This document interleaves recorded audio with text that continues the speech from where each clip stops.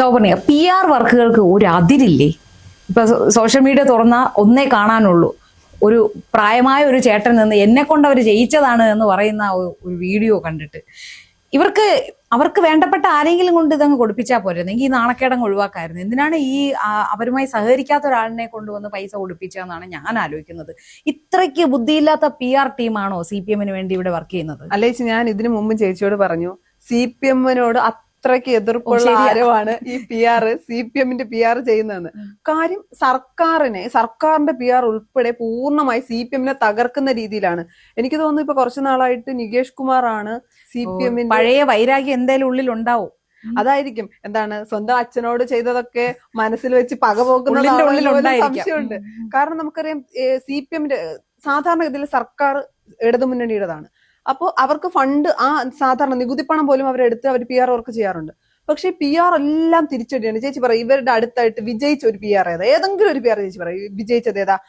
അതിജീവിതമാർക്കൊപ്പമാണെന്ന് പറഞ്ഞ മുഖ്യമന്ത്രി കപ്പിൽ ചായ കുടിച്ചതോ അത് വിവാദമാവുക, വൻ തിരിച്ചടിയായിട്ട് വരികയാണ് ചെയ്തത്. തിരിച്ചടി ഉണ്ടായി. അത് കഴിഞ്ഞിട്ട് ഈ തിരുവനന്തപുരം മുതൽ കാസർഗോഡ് വരെ ഫുൾ ഓരോ സ്ഥലങ്ങളിലും അല്ലെങ്കിൽ മെയിൻ സ്ഥലങ്ങളിലെല്ലാം പോസ്റ്ററുകൾ അടിച്ചിട്ട് 64 ലക്ഷം പേർക്ക് പെൻഷൻ കൊടുത്തു, സ്ത്രീകൾക്കൊപ്പമാണ്, ഞങ്ങളുടെ നിലപാട് സ്ത്രീപക്ഷ നിലപാടാണ്.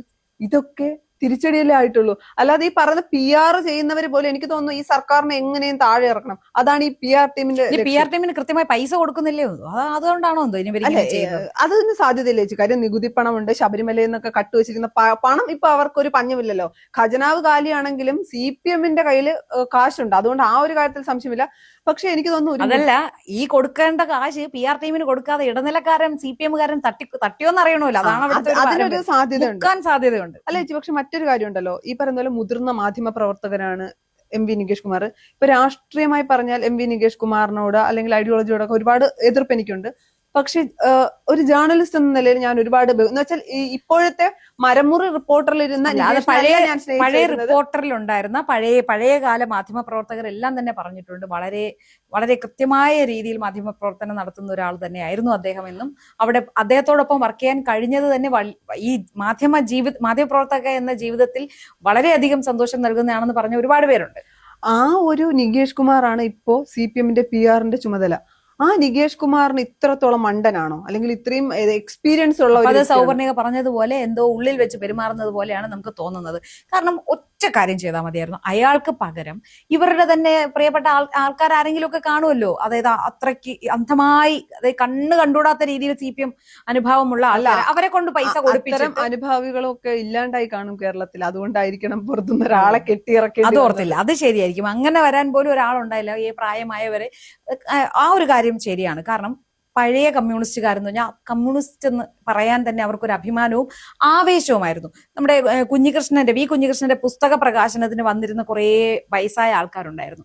അവരോട് ചാനലുകാർ ചോദിക്കുമ്പോൾ അവർ പറയുന്ന ഒരു കാര്യം, അവർ വേറെ സ്ഥലത്ത് നിന്ന് വന്നവരാണ്, പയ്യന്നൂരുള്ളവരല്ല, പുറത്തുനിന്ന് വന്ന ആൾക്കാരാണ്. അവര് പറയുന്നത് അവരുടെ ഉള്ളിൽ കമ്മ്യൂണിസം എന്ന് പറഞ്ഞാൽ അവർക്കൊരു ആവേശമാണ്.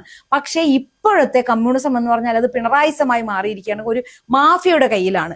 ഭൂമാഫിയ അല്ലെങ്കിൽ ബ്ലാക്ക് മണി മാഫിയ, അങ്ങനെയൊക്കെ കുറേ ഒരു ആൾക്കാരുടെ കയ്യിലാണ്. അപ്പൊ അത് അവർക്ക് സഹിക്കാൻ പോലും കഴിയാത്തൊരു കാര്യമാണ്. അതുകൊണ്ട് അവർ ദൂര സ്ഥലങ്ങളിൽ നിന്നും ഈ ഒരു പുസ്തക പ്രകാശന ചടങ്ങിന് വന്നു. അപ്പൊ അവരുടെയൊക്കെ ഉള്ളിൽ ആ വേദനയുണ്ട് ഈ കമ്മ്യൂണിസം നശിച്ചു പോകുന്നതിന്റെ. ചിലപ്പോ അത് കാരണം ഈ സൗപർണിക പറഞ്ഞ പോലെ ആ പ്രായമായ ആൾക്കാരെ ആരെയും ഇതിന് കിട്ടില്ല. അവരെല്ലാം ഇങ്ങനെ ഡ്രൈ ആയി, അവരുടെ മനസ്സ് മരവിച്ചിരിക്കുകയാണ്. അല്ല, കമ്മ്യൂണിസത്തിൽ നിന്നൊക്കെ ഒരുപാട് പേര് ഈ പാവങ്ങളായിട്ടുള്ളവരൊക്കെ അകന്നു. പാവപ്പെട്ടവന്റെ പാർട്ടി എന്നൊക്കെ പറയുന്ന, അല്ലെങ്കിൽ തൊഴിലാളിയുടെ പാർട്ടി എന്ന് പറയുന്നിടത്തു നിന്നൊക്കെ CPM വളർന്നു. അല്ലെങ്കിൽ CPM വളരുമ്പോ അത് സാധാരണക്കാരിൽ നിന്ന് CPM ഒരുപാട് അകറ്റി എന്നുള്ള കാര്യത്തിൽ യാതൊരു സംശയമില്ല. നമുക്കറിയാം ശബരിമല വിഷയത്തിലൊക്കെ CPM പൂർണ്ണമായി പ്രതിരോധത്തിലായതിന് തൊട്ടു പിന്നാലെ CPM കണ്ടെത്തിയ ബുദ്ധിയായിരുന്നു വീടാന്തരം കയറി വീട്ടിലുള്ളവരും അല്ലെങ്കിൽ വോട്ടർമാരുമായി സംസാരിക്കുക. ആ പരിപാടി പോലും CPM വിജയിച്ചതുമില്ല, തലവേദനയായി. പിന്നെ അവിടെയും അവരുടെ PR ടീം പരാജയപ്പെട്ടു.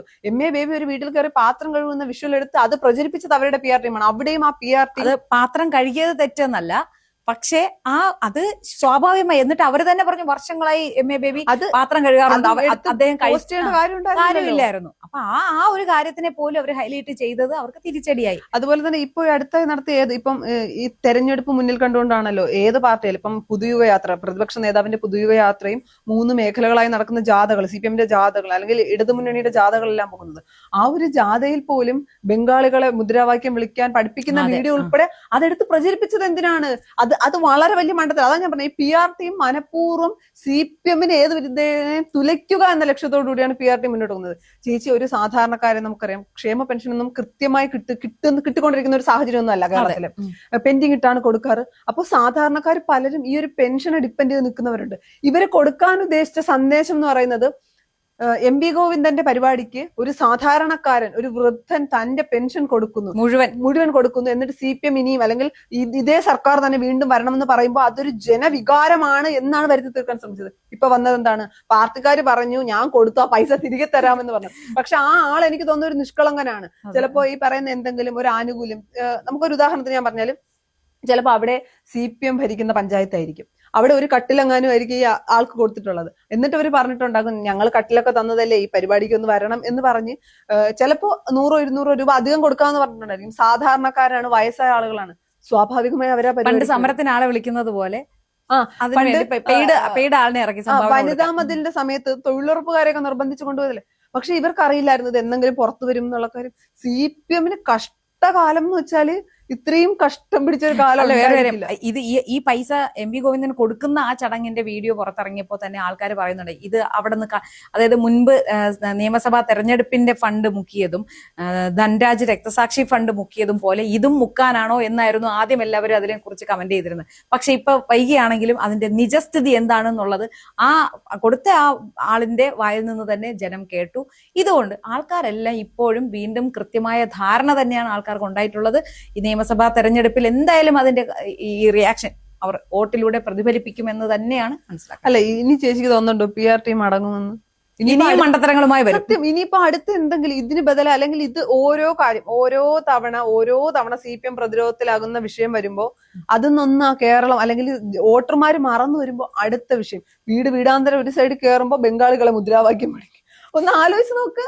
അപ്പൊ ഒന്നുകിൽ അല്ല, ഇനിയിപ്പോ ഈ ശബരിമല സ്വർണ്ണക്കൊള്ള മൂടാൻ വേണ്ടിയിട്ട് സ്വയം ഇങ്ങനെ മണ്ടന്മാരായി ഇവരിങ്ങനെ അഭിനയിക്കുന്നതായിരിക്കും. അങ്ങനെയാണെങ്കിലും അത് തെരഞ്ഞെടുപ്പിനെ ബാധിക്കുമല്ലോ. അതും കൂടി ഇവര് ചിന്തിക്കണം. ശബരിമല സ്വർണ്ണക്കൊള്ള അല്ലെങ്കിൽ ഇപ്പൊ കേരളത്തിൽ നിലനിൽക്കുന്ന എല്ലാ വിഷയവും CPM-ന്റെ അല്ല, ശബരിമല സ്വർണ്ണക്കൊള്ള ആൾക്കാരെ മനസ്സിൽ നിന്ന് മായ്ക്കാൻ വേണ്ടിയിട്ടാണ് രാഹുൽ മാങ്കൂട്ടത്തിൽ പീഡന കേസ് EMI-കളായിട്ട് ഇവര് വിട്ടുകൊണ്ടിരുന്നത്. മാസം തോറും ഓരോ എപ്പിസോഡുകളായി പുറത്ത് ഓരോ അതിജീവിതകൾ എന്ന് പറഞ്ഞ് ഓരോന്നായിട്ട് വിട്ടുകൊണ്ടിരുന്നു. അതൊന്നും ഇപ്പൊ ഏക്കാതെയായി. അതിപ്പോ ഇവിടെ ഏക്കില്ല. അപ്പൊ അതുകൊണ്ട് കാലം കഴിഞ്ഞു. അത് സ്വയം മണ്ടന്മാരായി വീണ്ടും അത് അതിജീവിക്കാനുള്ള ശ്രമമാണോ എന്നാണ് സംശയിക്കേണ്ടിയിരിക്കുന്നത്.